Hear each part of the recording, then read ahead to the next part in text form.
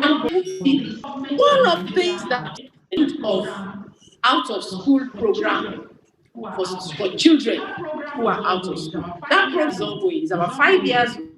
It's going and it used for some who missed the school, but it is non-formal and it is out of school. So for us, non-formal education is, like I said, is an alternative to schooling. It is out of school. It's organized educational activities for people who dropped out or people who are just out of school for whatever reason. And the essence is to ensure that the formal school system is not taking all the glory. Because not everybody will be in the formal school. Those ones that cannot be in the formal school, what do we do for them? So we bring school out of the four walls. We bring education and learning out of the four walls to education and improve or increase the provisions for adults, for general education, for basic education. So what are the necessary prerequisites? Before we look at the rest, look, what are the prerequisites? One, we must have a team and administration for this education. We must have good leadership. We must appoint professionally trained and qualified individuals who will serve. And we're not looking at them as education in Nigeria. Now, the non-formal education we're looking at, we have things strongly like lifelong learning, because learning has to go on throughout life. Sometimes it may be formal. Sometimes you will have this learning going on. There won't be any segment to say that now I have gone through school and that's the end of learning. Learning will always continue. So in this non-formal kind of thing, we're looking at that out of school can be guilty without or to be completely to be out of place for them to just and not have something to do. So they must have something that they carry on. So work-oriented literacy. Of course, community development is very strong in this, because every community must be developed, and you cannot develop a community when you put a segment of the group out. All the vulnerables out because they are out of school, because you cannot put them in the formal school, because there is no space for them there. So community development in every form must come to play. Entrepreneurial skills and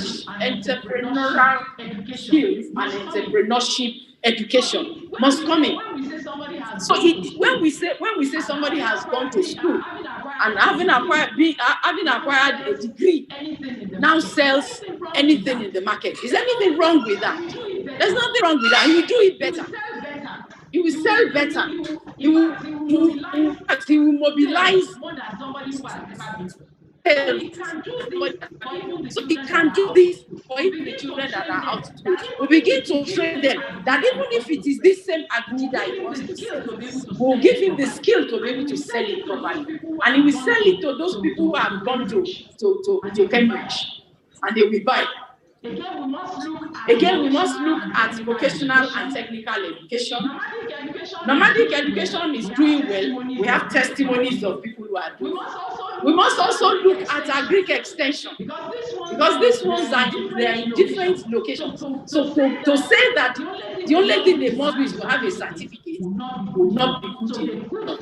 So we could have this kind of extension education, depending on what the area they live in, will give them the kind that is relevant there. Literacy by radio is ongoing in many states, and we have testimonies.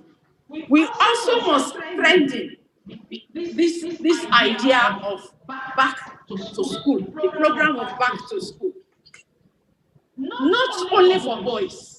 In Southeast Nigeria, we're looking at back to school program for boys, but can we break it and spread it around the nation? So it's not just for boys, it's for everybody. But remember that the back to school we're talking about now is not back to the classroom.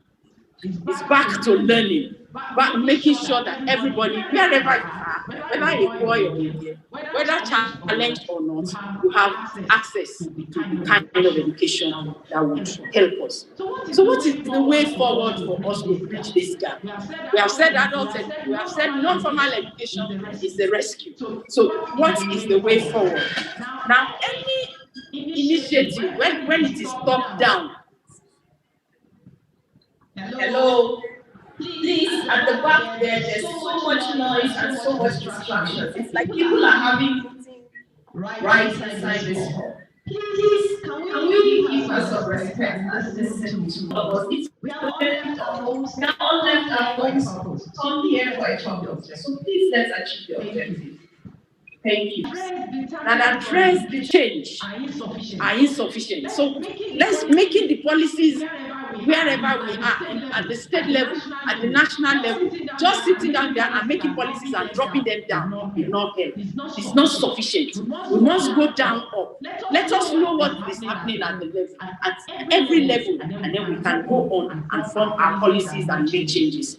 Policies that ignore the fact that individual families are under severe stress and struggling with challenges and associated social, health, emotional, and financial turmoil. In everyday life are ineffective. We must understand that things are not well with the people. We cannot serve only the upper class and forget people in other classes. We're only entrenching inequalities. Individuals and families must be empowered because things are not right. Things are not well for so many people. Families, some members have lost their jobs because of this thing.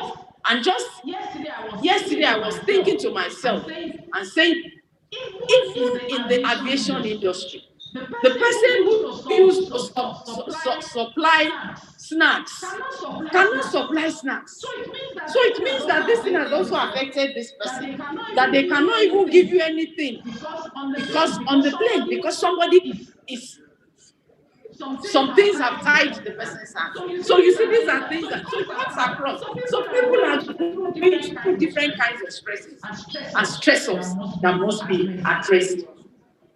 Again, looking forward, we must make provisions for more comprehensive infrastructure, libraries, not just school libraries, state libraries, that anybody can walk into. All you need to do is register, then you can go into those libraries. In those when we're younger, there were state libraries. I don't know whether they still function, but I know there were state libraries in those days. So we must look at machines and equipment for schools. This not just for those schools that already are established, but for those schools that we call schools non-formally. So when we have a school under the tree, when we have a school in the compound of the valley, when we have a school just by the shed, by the water side, we must be able to provide these kinds of things that are necessary. We must also ensure that general school resources are provided at all these small houses or small locations that we use. There must be sports facilities and playgrounds. Many of our communities have makeshift playgrounds, even when they know that they are not good and they have all types of things. But if we properly channel them, the people who run these places, if we channel their efforts properly, they will be able to use them for our purpose. Then we must not ignore inclusivity. Everybody must be included, whether you are young, whether you are old, or challenged. There must be gender sensitivity when we are looking at these things. And that is why we must continue to think of better sanitation, especially for the girl child. Because at least there will be challenges and then there must be safe water. We must, as a people, curb corruption, not at the government level alone, but at our own individual level. If I refuse to be corrupted and I refuse to corrupt somebody else, then we will have changes. But if I am corrupt and I'm easily corrupted, it will just continue to spread. So we must curb that. So another way of going forward is to develop school infrastructure, the ones that are available and the ones that we will make, to meet moral, physical, and psychological needs of the learners. The goal should be to develop an atmosphere which children feel safe and they will be challenged to learn. They will become active members in the teaching learning process. We must also ensure that the facilities or the infrastructure we provide will be stress-free, not the ones that the child will be struggling to use.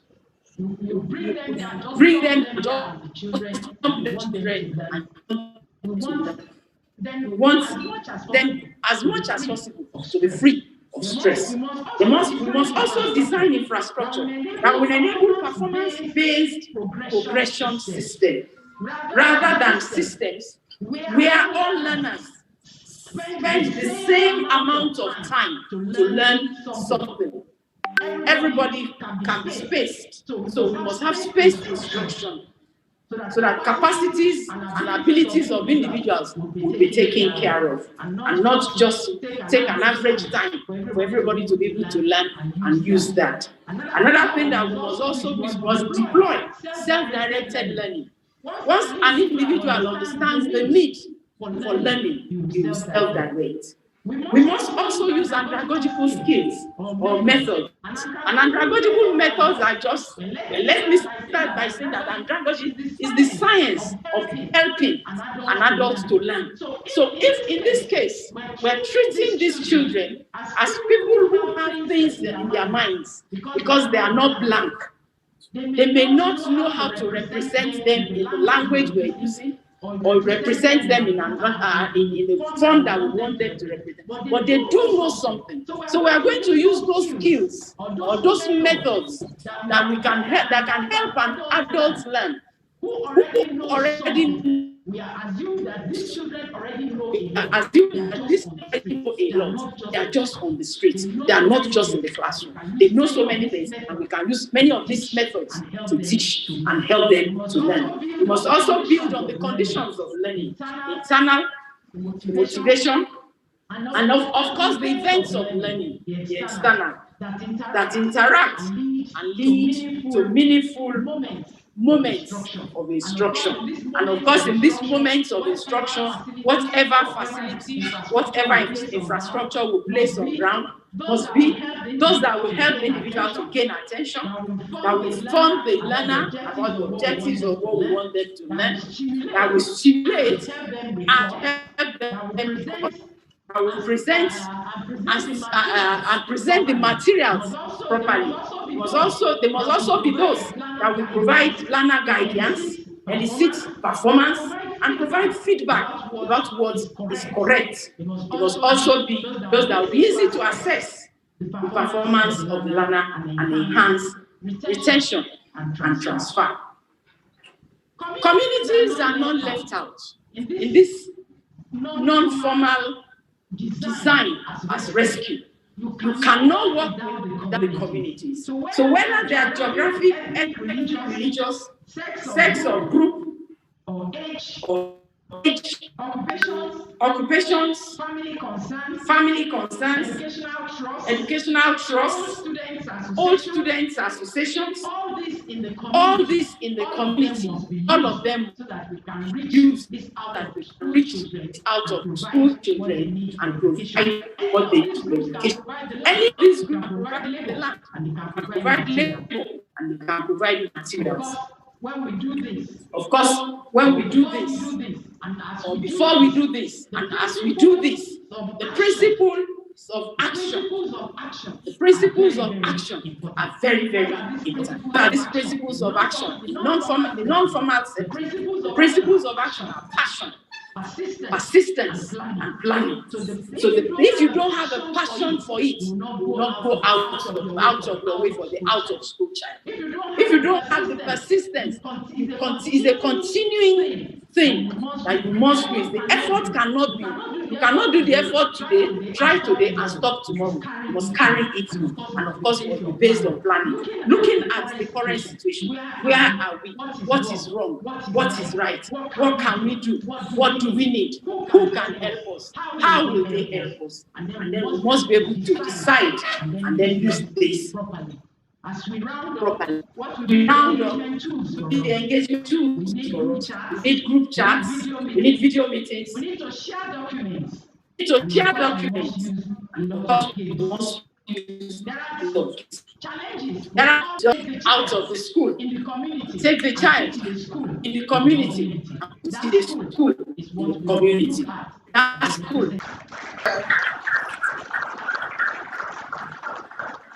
Thank you so much for this enlightening presentation. She has brought out some very key points.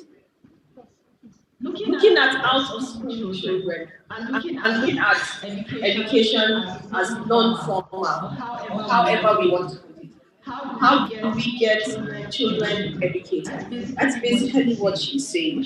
We should look at blended models as we start thinking of the way forward. We should also think creatively and differently.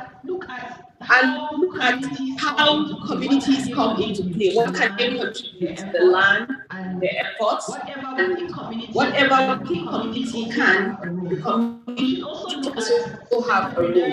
It also look at entrepreneurship training, also give children entrepreneurial skills. And there's nothing wrong in having a degree and then selling them to the market. It's not educated.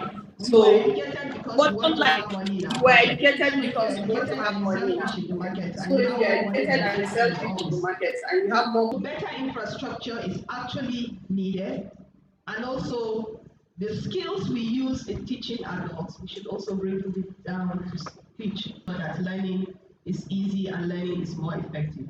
So thank you so much, Prof. I'm going to give just 10 minutes and we'll still deliberate on these issues. And for equity's sake, this, pardon me, sir, I would like to give those that have not spoken. Please do. I need a mic there. Student chairperson. Second hand. Yes, I had promised you. And then number 3. All right, palm second. I'll allow.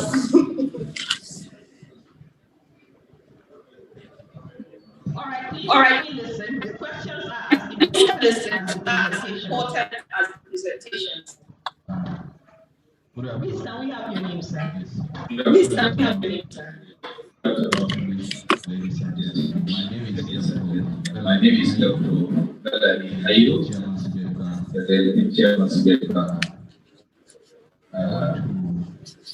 I want to really align with in terms of community participation. Just very short.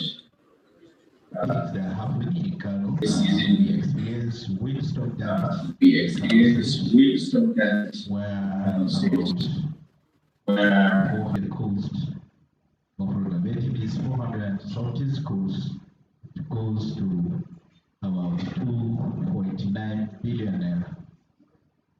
And we experience the COVID-19 situation where the federal government were having financial constraints in terms of education.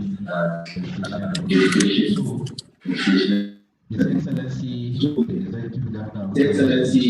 the Executive Governor,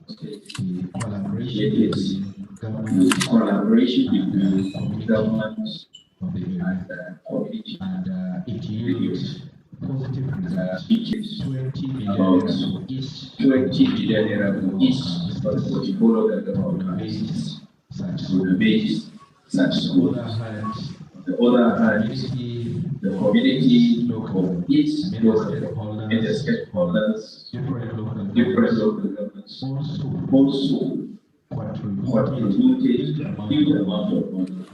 So those schools were about 80% of those schools were now related to the contribution of the state government and those communities. So this is a very good initiative. I think when we follow, when we can use the community, I think the education sector will move forward. So I will also want to use this opportunity to thank the organizers of this summit. We learned a lot. We are still learning. So definitely HDI and Bank we really appreciate this effort. We wish the next time have something like this for different team. Thank you very much. Yes, number 2. Here, there's one.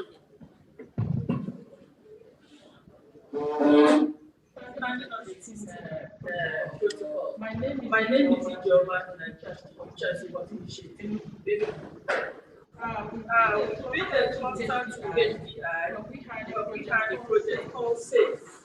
And during that period, where we were able to send in pictures from our state, rural and all schools, in their dilapidated nature. I wish to thank Dr. Kole because he was able to bring down the walls in our rural areas, in the rural areas, and the urban poor areas. And as we speak, the now executive chairman of Super Benue State, Enugu State, has done what others said we are not able to do. And it's a singular thing. Giving you the contract to do something in various ways and following you on to make sure that the quality of what you have done is right. Unlike his predecessors, who you will see in papers, contracts were given. But however, the work that was done, schedule works were done in various schools that was taken care of. Then he himself goes to do the monitoring himself. And if you go to the schools, I'll still send those little practice here. Some of these schools, where we are supported, you will see that things, infrastructure